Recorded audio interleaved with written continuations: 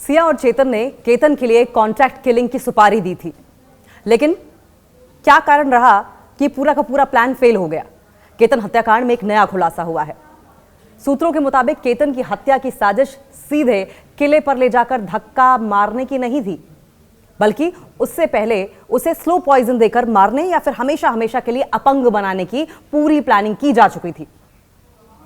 पुणे के Ketan Agarwal murder case की तहकीकात जैसे जैसे आगे बढ़ रही है, वैसे वैसे चौंकाने वाले खुलासे हो रहे हैं। और अब जांच में यह सामने आया है कि सिया ने अपने बॉयफ्रेंड चेतन के साथ मिलकर मंगेतर केतन को धीमा जहर देकर मारने की प्लानिंग की थी।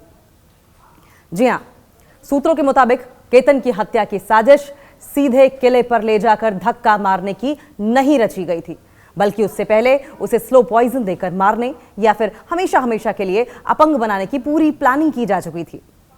लेकिन जहर नहीं मिल पाने के कारण उन्होंने मर्डर का दूसरा तरीका अपनाया। सूत्रों से पता चला है कि सिया और चेतन सीधे केतन को किले से धक्का देकर नहीं मारना चाहते थे, अपंग बनाने का प्लान था उनका। वे केतन को खाने या पीने की चीज में धीमा जहर, स्लो पॉइजन देना चाहते थे, जिससे कि वो हमेशा हमेशा के लिए शारीरिक रूप से अक्षम या फिर अपंग हो जाए, डिसेबल्ड हो जाए और धीरे धीरे करके उसकी मौत हो जाए।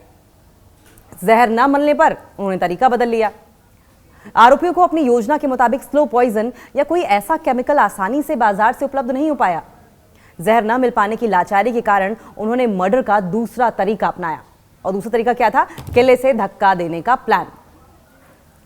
धीमा जहर देकर मारने की साजिश तो नाकाम हो गई। सूत्रों का कहना है कि सिया और चेतन ने कहा कि केतन की हत्या के लिए पहले सुपारी किलर से संपर्क किया गया था। दोनों ने इसके लिए जिस व्यक्ति से बात की थी, शुरुआत में उसने हत्या करने के लिए हामी भर दी, लेकिन बाद में वो डर के मारे पीछे हट गया। अब यही व्यक्ति सिया और चेतन के खिलाफ इस मामले का सबसे अहम गवाह बन गया है। जानकारी के मुताबिक सुपारी को लेकर एक होटल में बैठक हुई थी। पुलिस ने उस होटल के सीसीटीवी फुटेज भी जब्त कर लिए हैं। दावा किया जा रहा है कि इसी होटल में सिया और चेतन ने कथित कॉन्ट्रैक्ट किलर से मुलाकात की थी। पूछताछ से बचने के लिए सिया चेतन ने ट्रेनिंग भी ली थी कि पूछताछ में किस तरीके से चकमा दिया जाएगा, इसको लेकर ट्रेनिंग भी ली गई थी। बाकायदा ट्रेन किया गया खुद को। मामले की जांच में एक चौंकाने वाला खुलासा यह हुआ है कि आरोपी सिया और चेतन ने पुलिस के तीखे सवालों से बचने के लिए 2 घंटे का एक जापानीज वीडियो देखा था और इस वीडियो के जरिए दोनों ने पूछताछ के दौरान शांत रहने, जांच एजेंसियों को गुमराह करने की ट्रेनिंग ली थी। पुलिस का दावा है कि दोनों की वेब हिस्ट्री ने इन वीडियो के लिए, और जब हिस्ट्री खंगाली गई थी तो इन वीडियोस को बरामद किया गया है वेब हिस्ट्री से।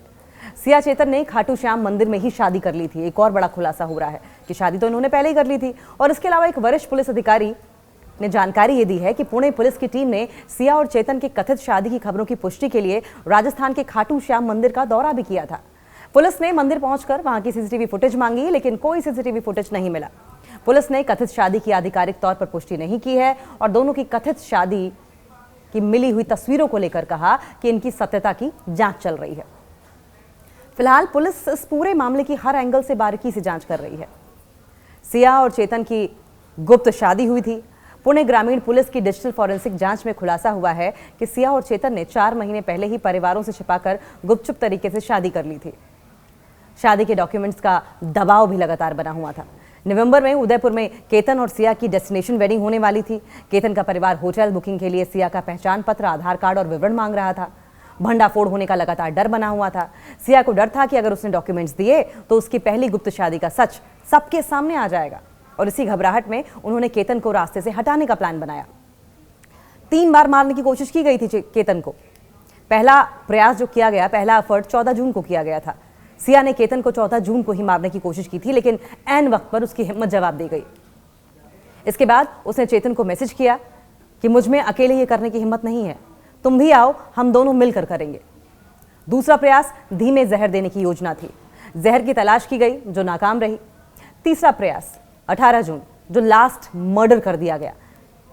न्यूज़ 18 और पुलिस जांच के मुताबिक 18 जून को वे केतन को लोहागढ़ किले पर ले गए। वहां पहले से तय किए गए कोडवर्ड जैसे पानी पीने, बैठने का इशारा मिलते ही केतन को चट्टान से नीचे ढकेल दिया गया।